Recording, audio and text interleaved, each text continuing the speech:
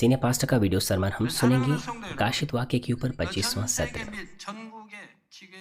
मसीह में प्रिय भाइयों और बहनों, शाखा और संघी कलीसियाओं के सदस्य संसार भर में और तमाम दूसरे विश्वासी जो इस सभा में इंटरनेट के द्वारा शामिल हैं और जिस इन दर्शकों,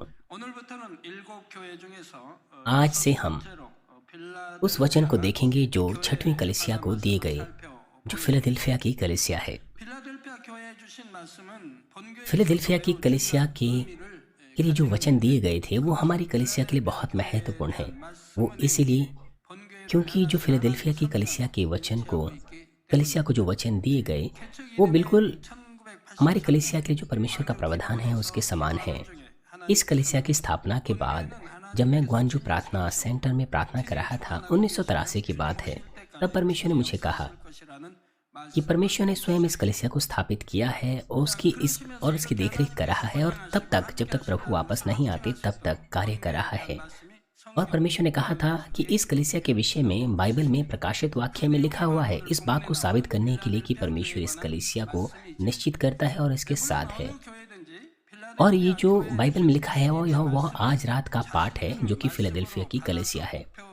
हालांकि कोई भी कलीसिया फिलाडेल्फिया की कलीसिया के समान आशीषें पा सकती है अगर वो वचन के अनुसार चलती हैं और फिलाडेल्फिया की कलीसिया के समान अपने उद्देश्यों को स्थापित करती हैं। असल में इस कलीसिया ने भी उद्देश्य स्थापित किया है कि उस मार्ग पर चलेगी जिस मार्ग पर फिलाडेल्फिया की कलीसिया चली थी, और हम असल में ऐसा कर रहे हैं।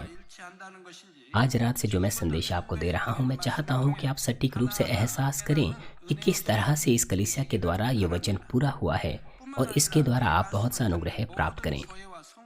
और इसके अलावा वो तमाम कलीसियाएं जो इस संदेश को सुन रही हैं, इस बात को समझें कि कैसे आप अपनी कलीसिया प्रशंसादायक बना सकते हैं जैसे कि फिलाडेल्फिया की कलीसिया थी, और अपनी कलीसिया को असल में प्रिय और प्रभु से प्रशंसा पाने की योग्य बनाएं। हमारे प्रभु यीशु मसीह के नाम से मैं प्रार्थना करता हूँ। जैसे कि 7 आयत में लिखा है, फिलाडेल्फिया की कलीसिया के दूत को यह लिख। वो जो प्रभु फिलाडेल्फिया की कलीसिया को लिख रहा है वो कहता है, जो पवित्र और सत्य है, जो दाऊद की कुंजी रखता है, जिसके खोले हुए को कोई बंद नहीं कर सकता और बंद हुए को कोई खोल नहीं सकता। यहाँ पर लिखा है जो पवित्र है, वो सब मनुष्यों से ऊपर है, अर्थात उसमें कोई पाप नहीं है क्योंकि उसने केवल वचन के अनुसार जिया और उसके अंदर कोई पाप धब्बा नहीं था। उसने केवल परमेश्वर की महिमा के लिए जीवन जिया। यहाँ पर जो पवित्र शब्द है वो किसी मनुष्य के ऊपर लागू नहीं हो सकता, ये केवल परमेश्वर के ऊपर लागू हो सकता है जो पवित्र और सत्य है। परंतु यदि कोई व्यक्ति परमेश्वर के स्वरूप में ढल जाए, अर्थात जो खो गया था पाप की वजह से, यदि वो परमेश्वर की पवित्रता के समान हो जाए तो उसे पवित्र कहा जा सकता है। यूहन्ना 10:34 से 36 पद लिखता है, यीशु ने उन्हें उत्तर दिया, क्या तुम्हारी व्यवस्था में नहीं लिखा है कि मैंने कहा तुम ईश्वर हो? यदि उसने उन्हें ईश्वर कहा जिनके पास परमेश्वर का वचन पहुंचा और पवित्र शास्त्र की बात लोप नहीं हो सकती, तो जिसे पिता ने पवित्र ठहराकर जगत में भेजा है, तुम उससे कहते हो कि तू निंदा करता है क्योंकि मैंने कहा कि मैं परमेश्वर का पुत्र हूँ।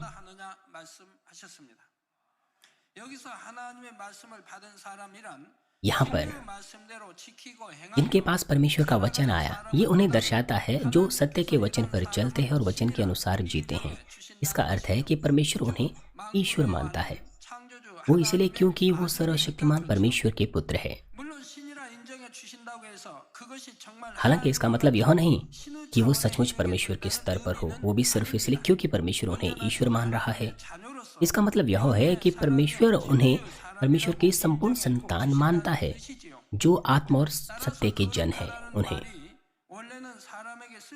इसलिए मूल रूप से कोई व्यक्ति कभी भी पवित्र नहीं कहला सकता है।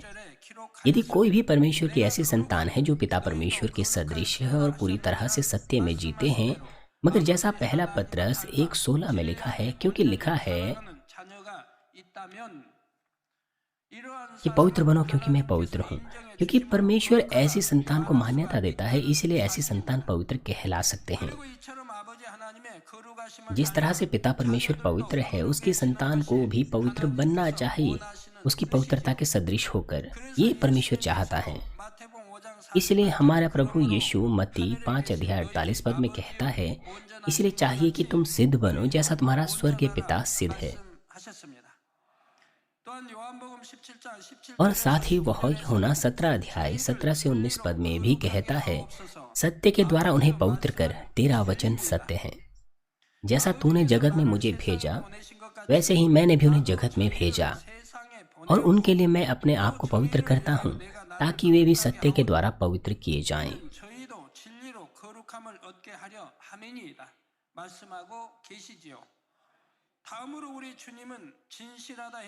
और आगे यहाँ लिखा है कि हमारा प्रभु सत्य है, अर्थात जिसमें कोई झूठ नहीं, कोई असत्य नहीं, जो नहीं बदलता है, जो दाएं बाएं नहीं डगमगाता, जो झूठ नहीं बोलता, जो धोखा नहीं देता, प्रतिज्ञाएं नहीं तोड़ता, जो कपट, जिसमें कोई कपट नहीं।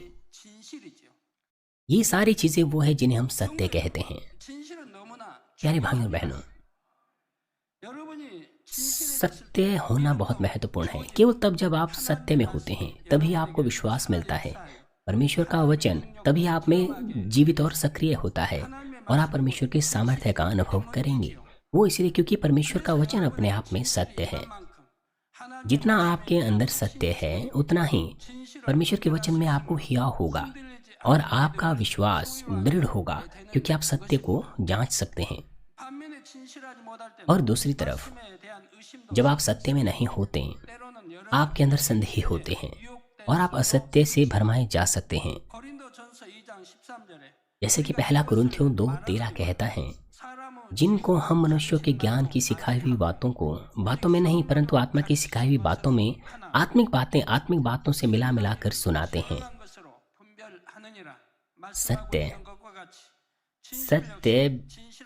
सत्य के हृदय के द्वारा पहचाना जा सकता है।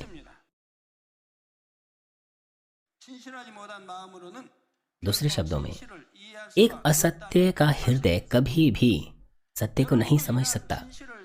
मुझे आशा है कि हमारे प्रभु के नाम में आप भी इस सत्य की लालसा रखें और सत्य को पहचान सकें।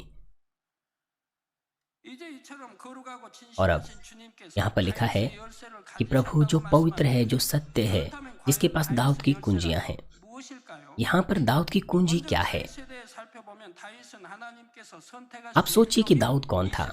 दाऊद इज़राइल का दूसरा राजा था, परमेश्वर के चुने हुए लोगों का दूसरा राजा।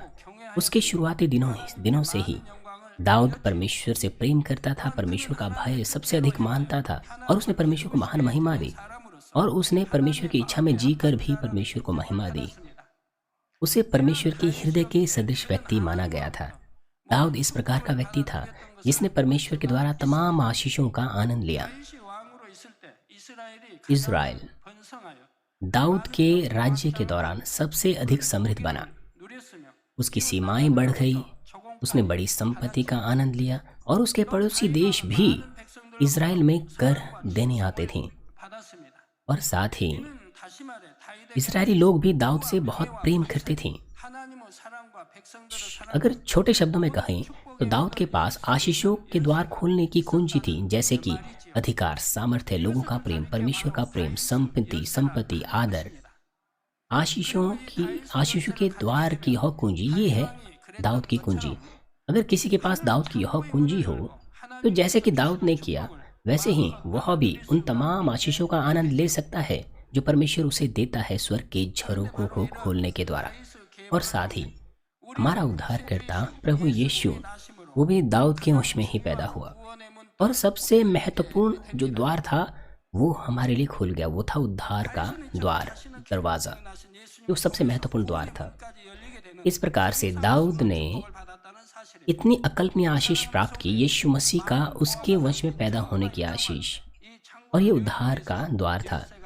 मसीह में प्रिय भाई और बहनों, अगर कोई ऐसा घर हो जहाँ पर खजाना भरा हो तो केवल वही जिसके पास उस द्वार की कुंजी है या चाबी है, केवल वही उस द्वार को खोल सकता है और उसका आनंद ले सकता है।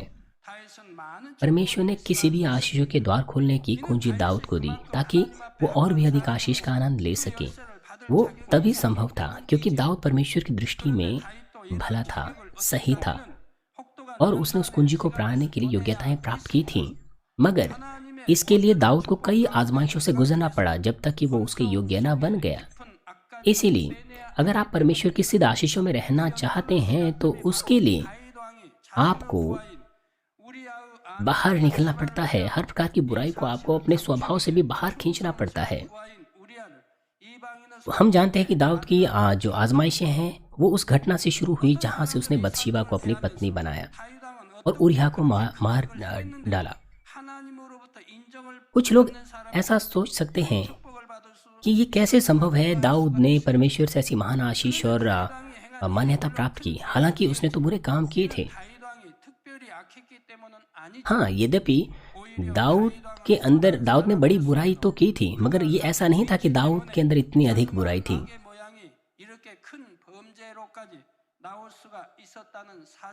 क्योंकि दाऊद एक ऐसे पद पर था जहां पर उसकी छोटी सी बुराई भी एक बड़ी बुराई के रूप में प्रकट हो सकती थी। इसका मतलब क्या है? दाऊद के दिनों में वो एक बहुत बड़ा राजा था। इतना बड़ा राजा, उसके पास बहुत अधिकार था। वो जो चाहता वो कर सकता था। राजा दाऊद के स्वभाव में छुपी हुई बुराई थी जो आसानी से दूर नहीं हो सकती थी, और इसी घटना के द्वारा यह बुराई प्रकट हुई। अगर आप इसको और बेहतर समझना चाहते हैं तो अपने आप को आप राजा दाऊद की जगह पर रखकर देखिए। अगर आपके पास भी इतना बड़ा अधिकार और सामर्थ्य हो जैसे कि राजा दाऊद के पास था, और अगर ऐसे समय में अगर आप सचमुच कुछ करना चाहते हो या अपने हृदय में कुछ इच्छा रखते हो तो क्या आप उसे नहीं करेंगे?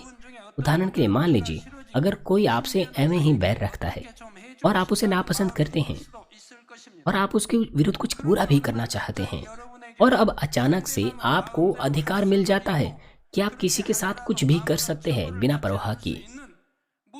भले आप कुछ बुरा भी क्यों ना करें, कोई भी आपको सजा नहीं देगा, क्योंकि आपको ऐसा सटीक अधिकार और सामर्थ्य मिला है। तो फिर आपको क्या लगता है, आप क्या करेंगे? भले ही आपके अंदर आत्मविश्वास हो कि आपके हृदय में कोई बुराई नहीं, मगर अवसर ये हो सकता है कि वो जो छुपी हुई आपके स्वभाव में जो छुपी हुई गहरी बुराई है वो प्रकट हो सकती हैं। इसीलिए राजा दाऊद के उदाहरण से आपको इसे अच्छे से समझना चाहिए कि जब तक बुराई के दाग आपके अंदर बचे हुए हो, वो छोटे ही क्यों ना हो, वो पाप के रूप में बाहर निकल सकते हैं जैसे ही उसका वातावरण बन जाता है।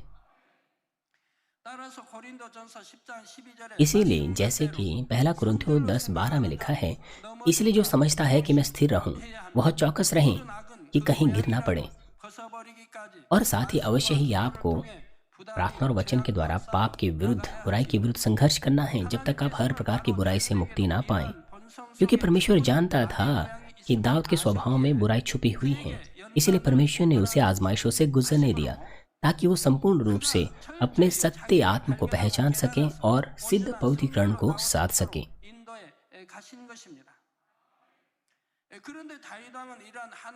जो भी है, राजा दाऊद जब इस तरह की गंभीर आजमाइशों से गुजर रहा था, परमेश्वर के प्रावधान में उसने उन आजमाइशों को धन्यवाद से पार किया।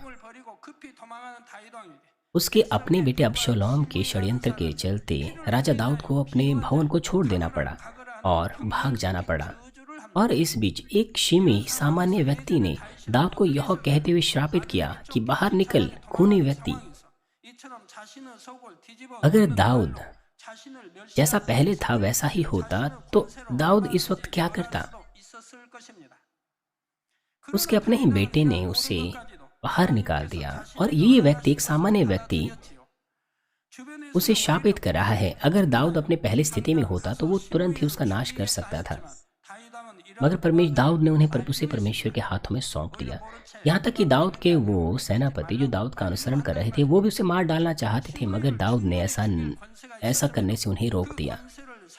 दाऊद के पास अधिकार था, उसे मारने से भी कहीं अधिक अधिकार था दाऊद के पास, लेकिन दाऊद ने अपने अधिकार का इस्तेमाल नहीं किया, बल्कि उसने ये कहा कि सब कुछ परमेश्वर के प्रावधान में है।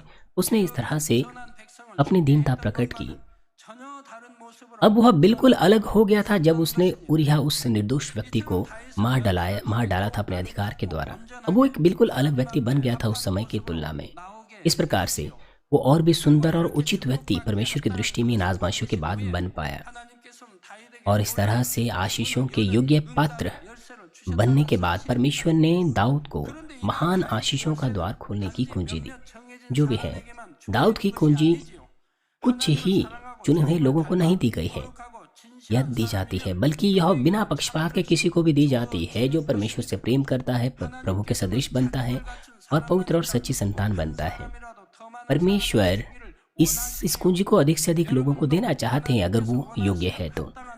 अगर आप इन शर्तों को पूरा करते हुए जो परमेश्वर ने स्थापित की है, योग्यताओं को पूरा करते हैं, तो परमेश्वर आपको ये चाबी देंगे।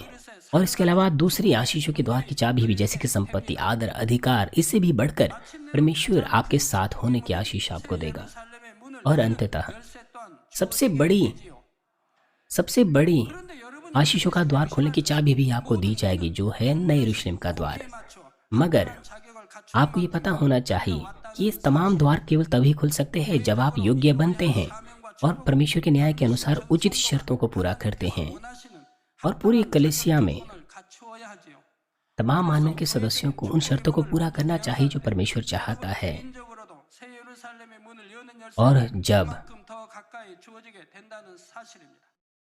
इस तरह से होता है तो हर व्यक्ति नए यरूशलेम के द्वार को प्राप्त करने की कुंजी प्राप्त कर सकते हैं। इस आयत के अगले आयत बाद में लिखा है कि जिसके खोले हुए को कोई बंद नहीं कर सकता है और बंद हुए को कोई खोल नहीं सकता, वह यह कहता है। अगर कोई द्वार हमारा प्रभु खोले तो उसे कोई बंद नहीं कर सकता, अगर वो बंद करे तो कोई खोल नहीं सकता। उद्धार का द्वार भी केवल यीशु मसीह के नाम से ही, हमारे प्रभु के नाम से ही खुल सकता है। और जब कोई इस द्वार को खोलता है तो कोई बंद नहीं कर सकता, क्योंकि यह द्वार पिता परमेश्वर की इच्छा के अनुसार खुलता और बंद होता है। इसीलिए वो बड़ी शुद्धता से सब बातों को पिता परमेश्वर के प्रावधान में पूरा करता है, बिना किसी छोटी सी त्रुटि के। प्रभु जिसके पास इस तरह का अधिकार है, वो फिलाडेल्फी की कलीसिया की प्रशंसा करता है। 8 आयत के पहले हिस्से में लिखा है, प्रभु कहता है, मैं तेरे कामों को जानता हूँ, देख मैंने तेरे सामने एक द्वार खोल रखा है जिसे कोई बंद नहीं कर सकता। प्रिय सदस्यों, अगर कोई द्वार आशीषों का प्रभु खोल देता है, कोई व्यक्ति उसे बंद नहीं कर सकता। ना कोई स्वर्गदूत, ना कोई व्यक्ति, ना शत्रु, दुष्ट और शैतान कुछ भी फिर नहीं कर सकते। और साथ ही साथ वचन असाधारण अधिकार और सामर्थ्य को भी आश्वस्त करते हैं। प्रभु अपने चेले पतरस को मत्ती 16 अध्याय 18-19 पद में कहता है, मैं तुझसे कहता हूँ कि तू पतरस है और मैं इस पत्थर पर अपनी कलीसिया बनाऊंगा और अधोलोक के फाटक उस पर प्रबल ना होंगे। मैं तुझे स्वर्ग के राज्य की कुंजियां दूंगा और जो कुछ तू पृथ्वी पर बांधेगा वह स्वर्ग में बंधेगा और जो कुछ तू पृथ्वी पर खोलेगा वह स्वर्ग में खुलेगा।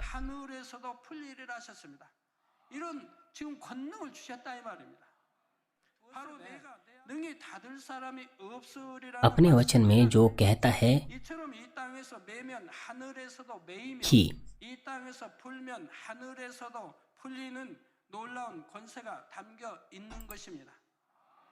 कि मैंने तेरे सामने एक द्वार खोल रखा है जिसे कोई बंद नहीं कर सकता।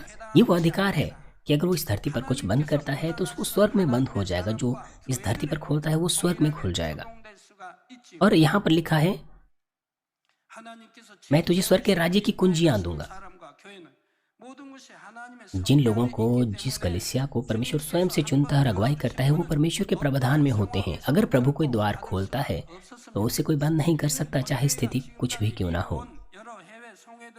और इस बात को हम बहुत विदेशी क्रूसेड के द्वारा प्रमाणित कर सकते हैं जिसे इस कलीसिया ने अब तक किए हैं। अगर परमेश्वर अपने हृदय को किसी बात पर लगाता है तो वो निश्चित रूप से पूरा होता है, चाहे शत्रु, दुष्ट और शैतान कितना ही बाधा डालने की कोशिश क्यों ना करें। वो बाधा डालने की कोशिश करते हैं कई प्रकार की ताकतों या मनुष्यों के कानूनों का इस्तेमाल करने के द्वारा, मगर वो सब बर्बाद ही थे, वो सब व्यर्थ ही थे। उन्होंने हर तरह से बाधित करने की कोशिश की, यहाँ तक कि धर्म परिवर्तन पर रोक अध्यादेश को भी जारी किया गया, मगर अंत में सब बातें व्यर्थ ही थी। दूसरा कुरिन्थियों 4:8-9 में लिखा है, हम चारों ओर से कलेश तो भोगते हैं पर संकट में नहीं पड़ते, निरुपाय तो है पर निराश नहीं होते, सताए तो जाते हैं पर त्यागे नहीं जाते, गिराए तो जाते हैं पर नाश नहीं होते। हमारे प्रभु की सामर्थी बाहों के द्वारा जो इस कलीसिया को थामे हुए है, मैं और आप कोई भी उस द्वार को नहीं बंद कर सकते जो प्रभु ने हमारे सामने खोला हुआ है। उस दिन तक जब प्रभु यीशु जो पिछले कल आज और हमेशा काल तक एक समान है। जब तक हमें लेने वापस नहीं आता वो प्रभु तब तक हमारे साथ रहेगा और हमें आश्वस्त करेगा। फिलाडेल्फिया की कलीसिया के लिए जहाँ पर प्रभु इस तरह के आशीषों की प्रतिज्ञा देता है, मगर प्रभु ये भी कहता है कि तेरी सामर्थ्य थोड़ी है। हालांकि ये भी प्रशंसा का वचन है कि ऐसी थोड़ी सी सामर्थ्य के द्वारा उन्होंने परमेश्वर के प्रभु के वचन को माना और उसके नाम का इनकार नहीं किया। और क्यों प्रभु इस कलीसिया को कहता है जिसको प्रशंसा के वचन दिए गए, क्यों प्रभु ने कहता है कि तेरी सामर्थ्य थोड़ी है? इसके दो अर्थ है। पहला अर्थ, थोड़ी सामर्थ्य उस अवस्था को दर्शाती है जहां पर आपका विश्वास राई के दाने के समान छोटा होता है जब आपने सबसे पहले प्रभु को ग्रहण किया था। एक राई का दाना इतना छोटा होता है जैसे मानो आप कोई किसी पेन के द्वारा कोई बिंदु किसी पेपर पर डाल रहे हैं, वो इतना छोटा होता है। मगर जिस तरह से ये छोटा सा राई का दाना बड़ा होता है और एक बड़ा वृक्ष बन जाता है जिसके तले बहुत से पक्षी आकर के अपना आश्रय बना लेते हैं, उसी तरह से जो विश्वास है वो भी बढ़ता है और बड़ा विश्वास बन जाता है जब लोग अपने विश्वासी जीवन में प्रगति करते हैं। मगर जो महत्वपूर्ण तथ्य फिलाडेल्फिया की कलीसिया के विषय में है वो ये है कि जिस क्षण से उनके पास ये छोटी सी सामर्थ्य थी, दूसरे शब्दों में जब उनका विश्वास थोड़ा सा था, तभी से उन्होंने परमेश्वर का वचन माना। जो कुछ उन्होंने सीखा और सुना था, जैसे जैसे विश्वास में वो पले बढ़े और आगे बढ़ते गए। भले ही उनका विश्वास बहुत छोटा था, मगर उन्होंने प्रभु के नाम का इनकार नहीं किया और इसकी वजह से वो संसार को जीत पाए। ज्यादातर मसीही के मामले में हम देखते हैं कि उनके विश्वासी जीवन की शुरुआत में इतनी छोटी सी सामर्थ्य से वो विश्वास में नहीं बने रह पाते हैं। यद्यपि वो जानते हैं कि सत्य क्या है, मगर फिर भी असल में वो उस पर नहीं चल पाते हैं और अपने रोजमर्रा के जीवन में उसमें निवास नहीं कर पाते हैं। उदाहरण के लिए, रविवार को वो अनुग्रह से भर जाते हैं। जब वो संदेश को सुनते हैं कि उन्हें गुस्से से मुक्ति पानी है, तो वो निर्णय लेते हैं कि जैसा उन्होंने संदेश के द्वारा सुना है वो वैसा जिएंगे। मगर जैसे ही वो ऐसी स्थिति का सामना करते हैं जिससे वो निराश हो जाते हैं, तो वो दुर्भावना से भर जाते हैं और वैसे ही बन जाते हैं जैसे हुआ करते थे। मेरा कहने का मतलब ये है कि जब उनकी सामर्थ्य थोड़ी होती है तब इस तरह से होता है। मगर भले ही उनकी सामर्थ्य थोड़ी क्यों ना हो, अगर वो सचमुच वो सुने हुए वचनों को अपने हृदय में रखें, प्रार्थनाओं को करें, सप्ताह भर वचन को थामे रखें, तो वो पवित्र आत्मा की मदद से विजयी हो सकते हैं। फिलाडेल्फिया की कलीसिया के पास ये सामर्थ्य थोड़ी ही सी थी, मगर वो प्रार्थना करते थे और सुने हुए वचनों का पालन करते थे। इससे उनका विश्वास तेजी से बढ़ गया था और वो ऐसी कलीसिया बन गए जिसके द्वारा उन्होंने प्रभु से प्रशंसा के वचन प्राप्त किए। आपकी सामर्थ्य थोड़ी सी है और तुमने मेरे वचन को माना है, इसमें एक और अर्थ पाया जाता है। भले ही उनकी सामर्थ्य बड़ी क्यों ना हो, लेकिन उन्होंने परमेश्वर की इच्छा को ऐसे पूरा किया जैसे मानो उनकी सामर्थ्य थोड़ी सी थी। हम इसके अर्थ को हमारे प्रभु यीशु के उदाहरण से देखेंगे। यीशु मूल रूप से पिता परमेश्वर के साथ एक था और परमेश्वर का इकलौता पुत्र था। उसका अधिकार और सामर्थ्य परमेश्वर के समान ही था, इसीलिए उसकी जो सामर्थ्य है वो बहुत बड़ी है, अकल्पनीय है और वो सब कुछ कर सकता है। मगर यीशु ने मनुष्य की इस देह को पहन लिया जब वो इस धरती पर आया था और मनुष्यों के समान ही उसने जीवन जिया। उसने वही भूख, ठंड, गर्मी, उन तमाम चीज़ों का उसने वही सामना किया जो मनुष्य करते हैं। उसे क्रूस की पीड़ाओं को भी उठाना पड़ा और उसे उद्धारकर्ता के कार्यों को महिमावान और तेजस्वी परमेश्वर के पुत्र के समान नहीं, बल्कि एक सामान्य मनुष्यों के देह में थोड़ी सी सामर्थ्य के साथ उसे वो कार्य पूरा करना पड़ा। उसने बिना शर्त के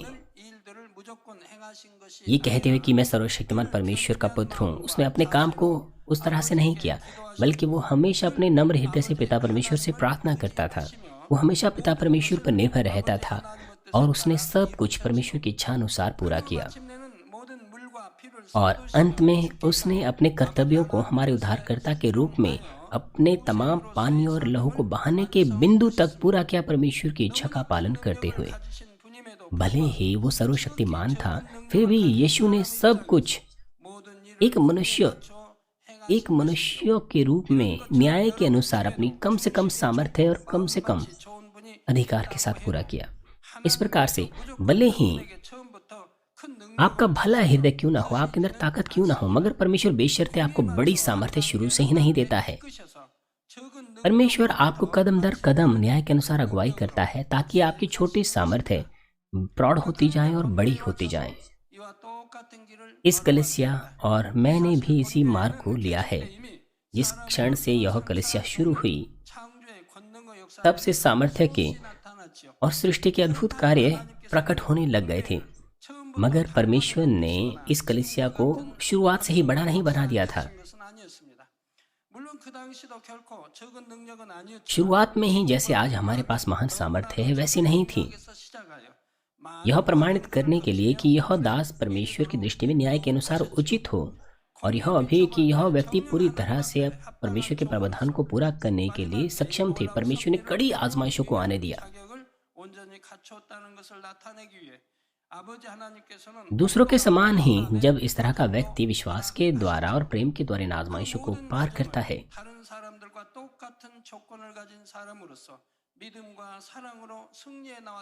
और इसके विषय में प्रभु कहता है कि तेरी सामर्थ्य थोड़ी सी है और तूने मेरे वचनों का पालन किया है।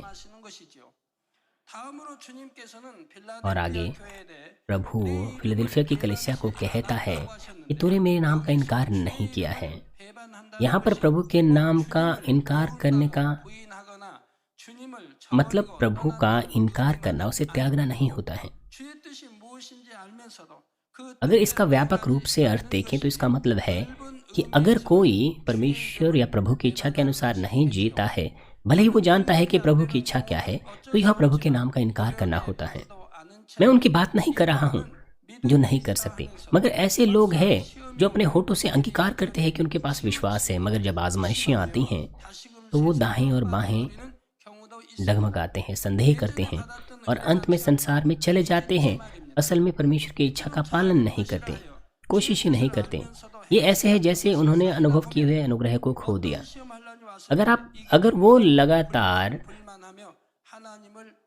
परमेश्वर की इच्छा को इस तरह से नकारते जाएं, ये सोचते हुए कि ये तो छोटी सी बात है, तो फिर जब वो किसी आजमाइश या कष्ट में पड़ेगी तो वो पार नहीं कर पाएंगे। बजाय इसके वो कुड़कुड़ाएंगे, परमेश्वर के विरुद्ध चिल्लाएंगे और चर्च को भी छोड़ के जा सकते हैं। वो ऐसा सोच सकते हैं कि ये तो छोटी सी बात है और वो आज्ञा पालन और अनाज्ञा पालन कर सकते हैं, लेकिन ये होते होते अंत में प्रभु को भी छोड़ सकते हैं। फिलदेल्फिया की कलीसिया छोटे से विश्वास से शुरू हुई, मगर जैसे जैसे उनका विश्वास बढ़ा तो उनके कर्म प्रभु से प्रशंसा पाने के योग्य बन गए। उन्होंने केवल वचन के अनुसार हर परिस्थिति में जीवन जिया। उन्होंने प्रभु का इनकार नहीं किया, तब भी जब वो आजमाइश और कष्टों का सामना कर रहे थे। उन्होंने अपने विश्वास को थामे रखा और अंत में विश्वास के चट्टान पर आ खड़े हुए। जब हम मुड़कर के इस बात को देखते हैं तो इस कलीसिया ने भी यही मार्ग लिया।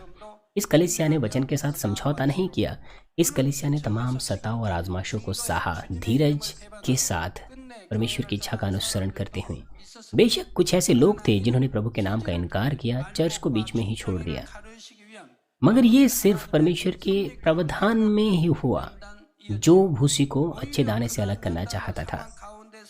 ऐसी स्थितियों में भी वो जिन्होंने प्रभु के नाम का इनकार नहीं किया बल्कि दौड़ते गए, वो महान सामर्थ्य को बहुत तेजी से प्राप्त कर पाए। प्रभु के वचन को मानने के लिए और प्रभु के नाम का इनकार ना करने के लिए इस छोटी सी सामर्थ्य के द्वारा जो सबसे महत्वपूर्ण बात है वो यह कि आपको कभी भी प्रार्थनाएं नहीं रोकनी चाहिए। मनुष्य असत्य को दूर नहीं कर सकता अपने ही ताकत से, अंधकार को नहीं जीत सकता अपने ही सामर्थ्य से, क्योंकि यह केवल परमेश्वर के अनुग्रह और ताकत से ही हो सकता है। इसीलिए अवश्य ही आपको अनुग्रह और ताकत प्राप्त होनी चाहिए प्रार्थनाओं के द्वारा,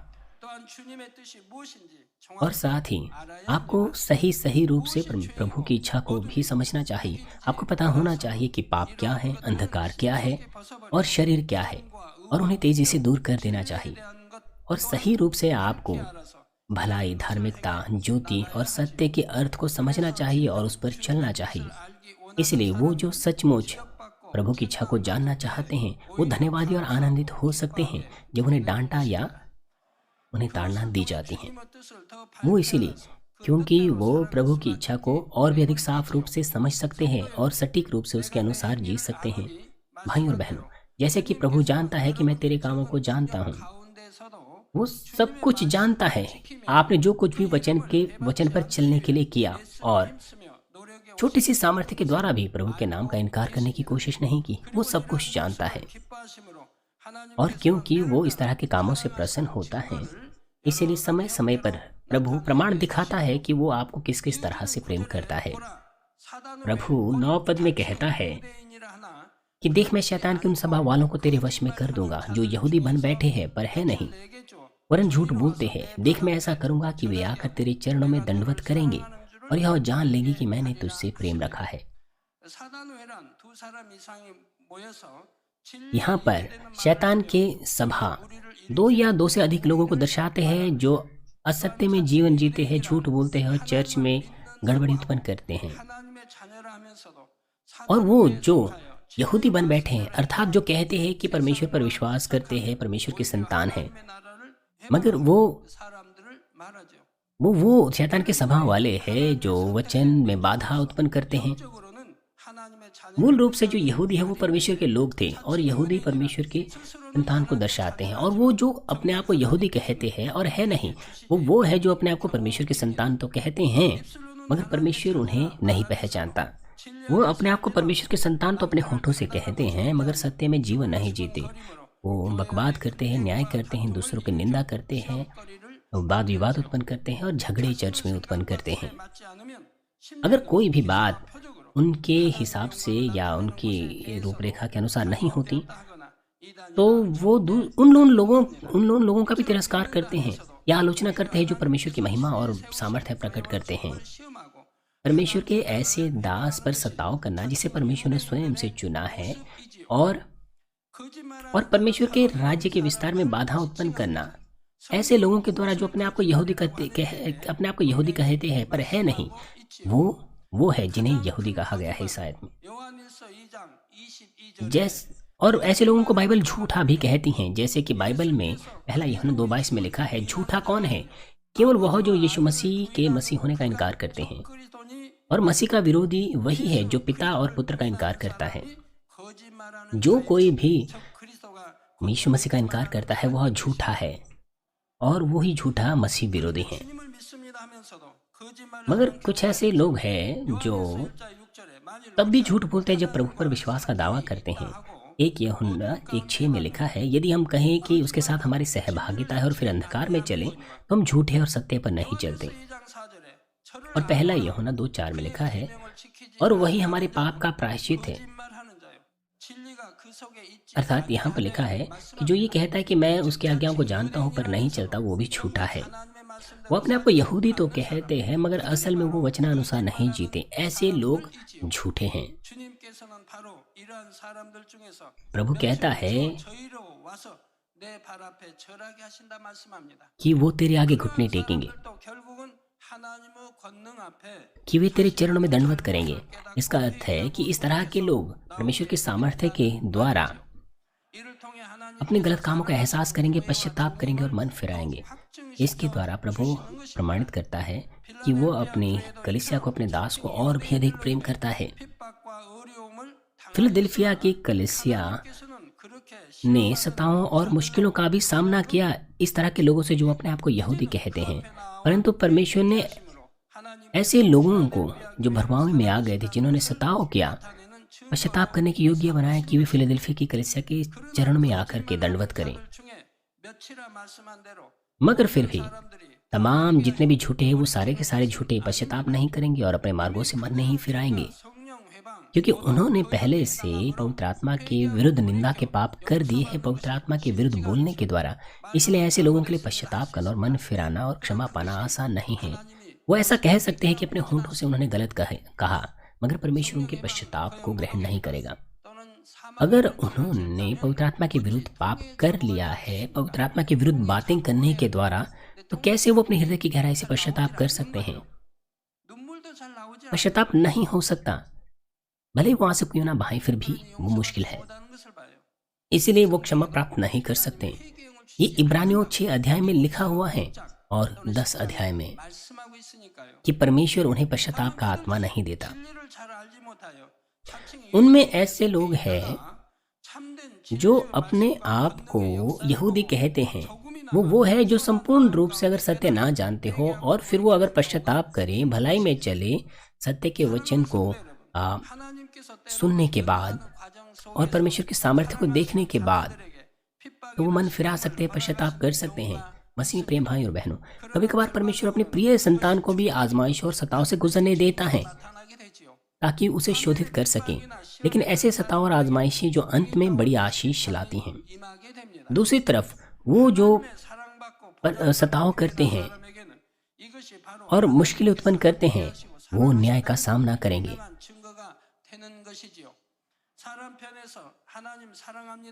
जब लोग परमेश्वर पर अपने प्रेम का दावा करते हैं तो अवश्य उन्हें अपने प्रेम का प्रमाण प्रकट कर्मों में प्रकट करना चाहिए। परमेश्वर अपने संतान को सिर्फ यही नहीं कहता कि मैं तुमसे प्रेम करता हूँ, बल्कि वो भी प्रमाणों के साथ अपने प्रेम का प्रकटीकरण करता है। उदाहरण के लिए चमत्कार, चिन्ह, आश्चर्य कर्म और परमेश्वर की सामर्थ्य के कार्य वो इसी तरह के प्रमाण हैं।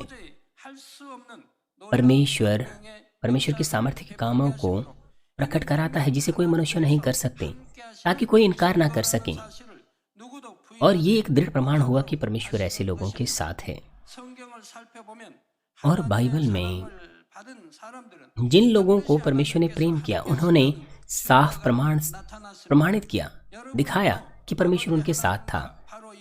ये है वो रिश्ता, वो संबंध जो आपको भी पिता परमेश्वर के साथ बनाना चाहिए।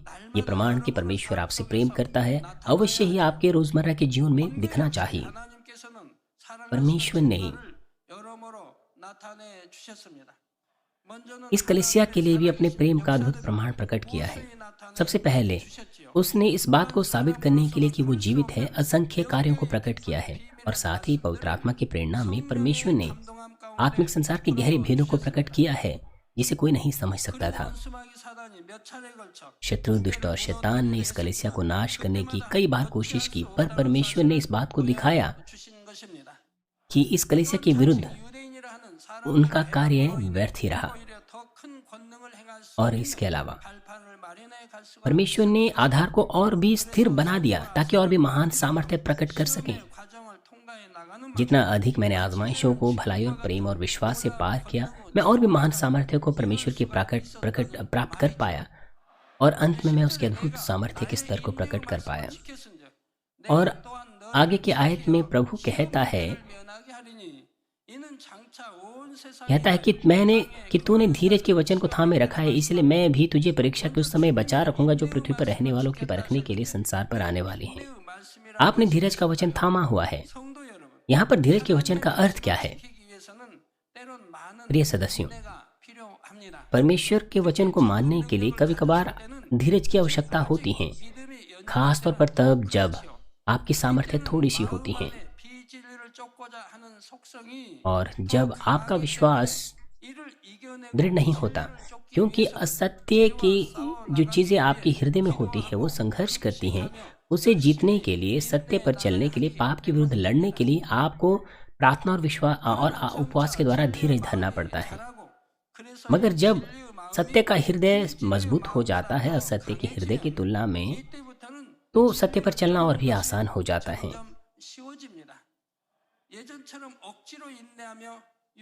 आप धीरज फिर संकोच से नहीं रखते और शरीर की इच्छाओं को तब पहले के समान नहीं दबाते, क्योंकि सत्य पर चलने वाला हृदय वो बड़ा हो गया है। इसलिए असत्य के कार्य स्वाभाविक रूप से, मेरा मतलब है इसलिए सत्य के कार्य स्वाभाविक रूप से प्रकट होते हैं।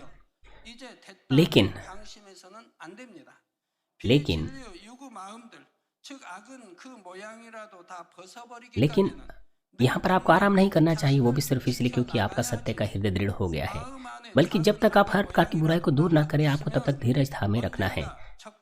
थोड़ी सी भी बुराई अगर आपके हृदय में बची होगी तो ऐसा अवसर हो सकता है कि वो बुराई कभी भी बाहर निकल सकती है जैसे ही वातावरण स्थापित हो जाता है उसके लिए। भले ही अभी भी आपके अंदर वो पाप की बुराई क्यों ना हो जो अभी आपके अंदर है, अगर आप उसे ढूंढने की कोशिश करें, दूर करने की कोशिश करें, तो परमेश्वर इस बात को मान लेता है कि आपने धीरज का वचन थामे हुआ है। जब आप धीरज के साथ सहने की कोशिश करते हैं और वचन के अनुसार अ, अपने विश्वास के स्तर के आधार पर जीने की कोशिश करते हैं, तो परमेश्वर ऐसे ऐसे प्रयासों को भी विश्वास मानता है और परमेश्वर ऐसी संतान को सुरक्षा देता है, उन्हें आशीष देता है कि कोई आजमाइश उनके ऊपर ना आए। प्यारे भाई और बहनों, परमेश्वर अपनी संतान को सुरक्षा देता है, लेकिन निश्चित रूप से उसकी शर्त होती है।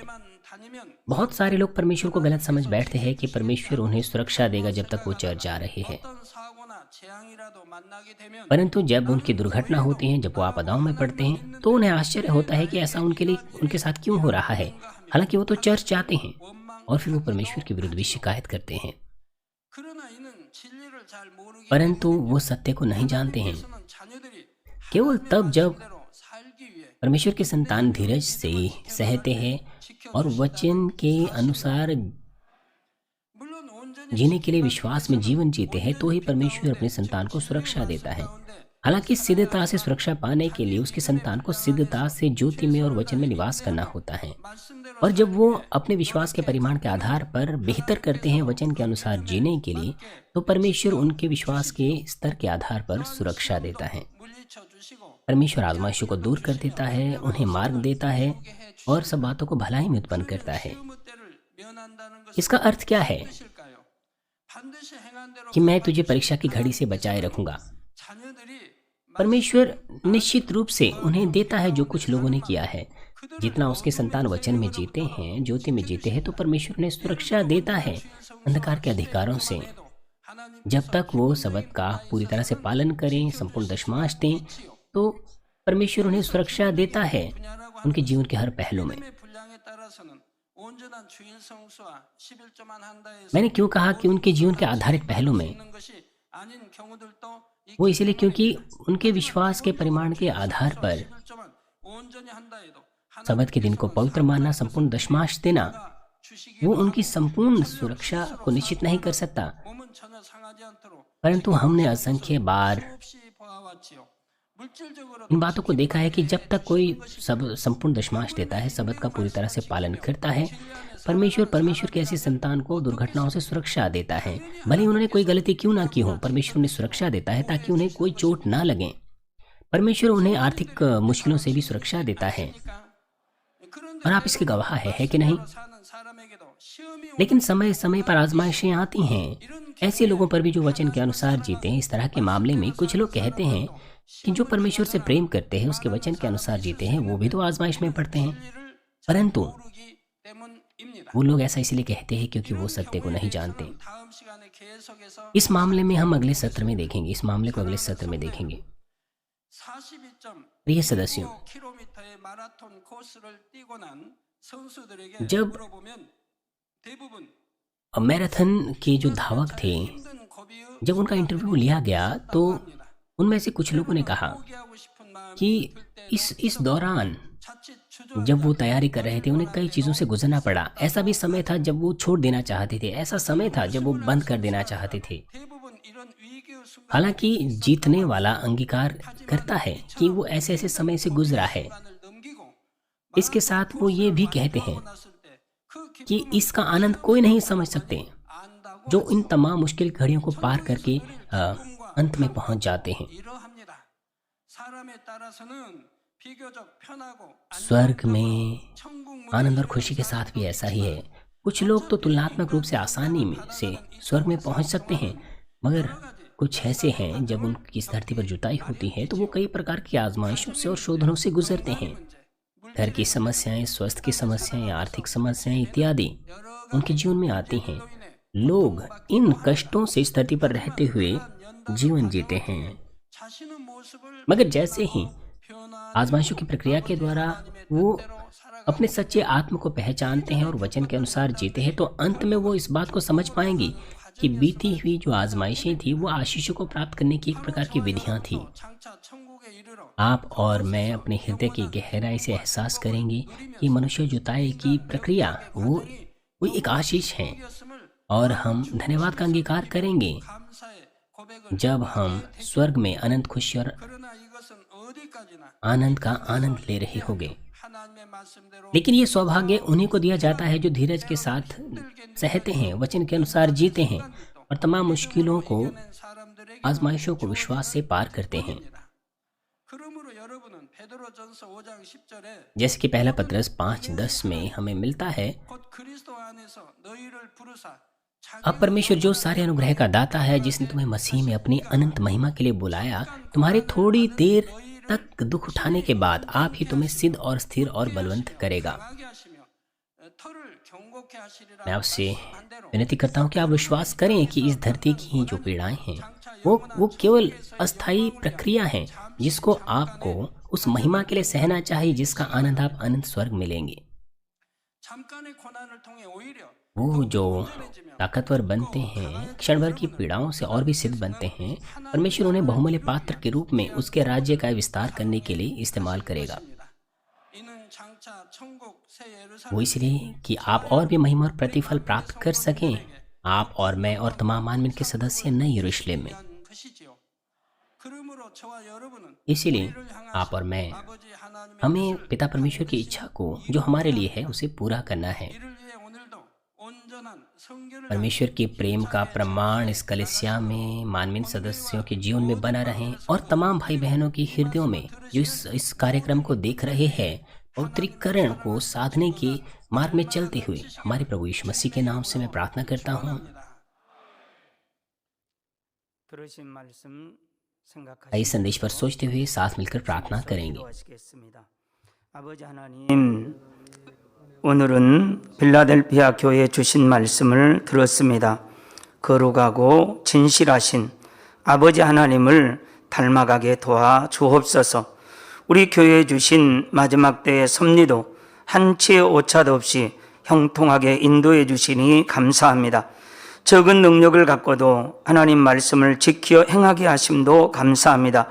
더 큰 능력을 갖게 도와 주옵소서. 참마음과 온전한 믿음을 갖게 도와주시며 우리 주님께서 오직 아버지 하나님 뜻에 순종하심과 같이 우리도 순종하게 도와주시고 하나님의 권능 앞에 수많은 사람들을 회개하고 주 예수 그리스도를 믿을 수 있도록 인도하여 주신 것도 감사합니다. 사랑하는 당회장님을 통해 하나님의 살아계심을 또한 나타내 주심도 감사를 드립니다. 우리 주 예수 그리스도 이름으로 기도하옵나이다. 아멘.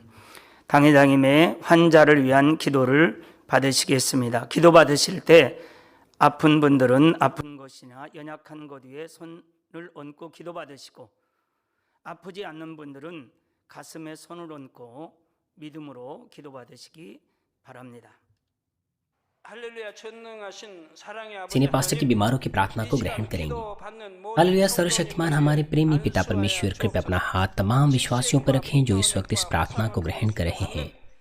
समय और दूरी को मिटाते हुए अपना कार्य उन तमाम लोगों पर करें जो इस वक्त इस प्रार्थना को GCN और इंटरनेट पर, सैटेलाइट टीवी में, शाखा और संघीय कलीसियाओं में और परमेश्वर की संतान संसार भर में ग्रहण कर रहे हैं। हृदय से विश्वास करने के योग्य उन्हें विश्वास दीजिए। नकारात्मक विचार और शक दूर कीजिए। तमाम क्लेश और आजमाइशें दूर कीजिए। सिर से लेकर पैर तक सभी अंदरूनी अंग, कोशिकाएं, उत्तक और तंत्रिकाएं और जो भी बीमार अंग है उन्हें पवित्र आत्मा की आग के द्वारा झुलसा दीजिए और मूल ज्योति के द्वारा। यीशु मसीह के नाम से मैं आज्ञा देता हूँ, शत्रु, दुष्ट और शैतान, तमाम बीमारियां, रोगाणु, विषाणु और निर्बलताएं दूर हो, ज्योति आ जाएं। कृपया उनके तमाम असाध्य और अंतकारी रोग पवित्र आत्मा की आग के द्वारा झुलसा दीजिए। तमाम प्रकार की महामारियां, मलेरिया सहित दूर कीजिए। सभी संक्रामक रोग जैसे कि जुकाम और बुखार उनसे दूर हो, उन्हें सुरक्षा दीजिए हर प्रकार के रोगाणुओं और विषाणुओं से। तमाम पेट, फेफड़े, जिगर, छाती, यूट्रेन और आंतों के कैंसर से उन्हें चंगा कीजिए। एड्स, ल्यूकेमिया, दिमागी रक्तघात, उच्च रक्तचाप, धीमा रक्तचाप, मधुमेह, थायराइड की समस्याएं, हृदय, फेफड़े और स्त्री रोग और तमाम सूजन और जलन दूर हो। पोलियो, लकवा, गठिया और हर्निटेड डिस्क से उन्हें चंगा कीजिए। पेट दर्द, सिर दर्द और मानसिक दर्द और तमाम दूसरे दर्द गायब हो जाएं। मिर्गी, स्वलिनता, उदासी, तंत्रिका रोग और दूसरी मानसिक बीमारियां दूर हो। सभी प्रकार के लकवे खुल जाएं, उठें, चलें और कूदें। आंखें सामान्य देखने लगे, कान सामान्य सुनने लगे, अंधे देखने लगे, बहरे सुनने लगे और गूंगे बोलने लग जाएं। सभी प्रकार के दुर्घटना के दुष्प्रभाव से उन्हें चंगा कीजिए, उनकी टूटी हड्डियां जोड़ दीजिए, उन्हें जलन से ठीक कीजिए। जलन और दहन संवेदना उनसे दूर हो, वे दाग बाह न रह जाएं। सभी प्रकार के नशे की लत से, जहर पदार्थ और उनके इस्तेमाल से साफ हो जाओ। मृत कोशिकाओं तंत्रिकाओं को फिर से जला दीजिए, मृतकों को जला दीजिए। उन्हें गर्भधारण की आशीष दीजिए, आप गर्भधारण की आशीष प्राप्त करने पाएं। यीशु मसीह के नाम से मैं आज्ञा देता हूँ, शत्रु दुष्ट और शैतान, मौत के सामर्थ्य के शासक, अंधकार की बुराई की सेनाएं और उनके दास दूर हो। बुरी, अशुद्ध, झूठी, धोखे की और अलग करने वाली आत्माएं और तमाम अंधकार के बल दूर हो। दुष्टता के तमाम बंधन खुल जाएं, अंधकार दूर हो, ज्योति आ जाएं। पिता परमेश्वर, उन्हें ताकत दीजिए कि वे प्रार्थनाओं में पुकारें, पापों को दूर करने की उन्हें सामर्थ्य दीजिए और वे पवित्र हो जाएं। जब उनका प्राण समृद्ध होता है, सब बातों में वे भले चंगे रहे और उनके परिवारों में भी सुसमाचार का प्रचार हो।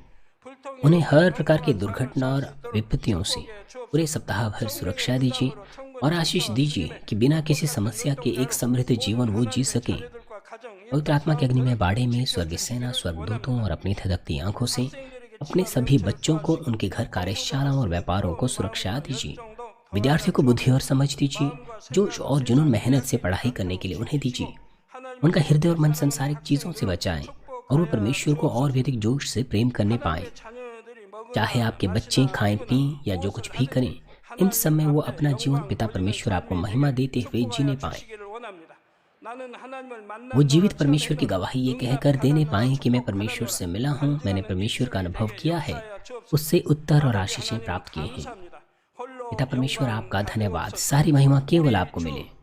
हमारे प्रभु यीशु मसीह के नाम से मैं प्रार्थना करता हूँ, आमीन।